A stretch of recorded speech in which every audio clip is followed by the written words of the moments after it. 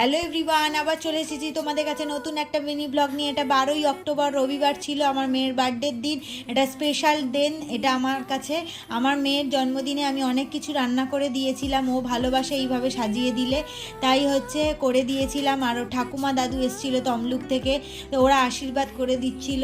আর uncle aunty সবাই এসেছিল ওর জন্মদিনে। আর বেশি কিছু আয়োজন করিনি, কারণ আমরা চেয়েছিলাম ও বড় হয়ে গেছে আর বড় করে অনুষ্ঠান করব না, ও যেরকমটা ভালোবাসে একটু সাজিয়ে গুজিয়ে খেতে দেওয়া, ওটাই করেছিলাম। আর রাতে একটু কেক কাটা হয়েছিল। এইভাবে আজকে বার্থডে সেলিব্রেশন হয়েছিল।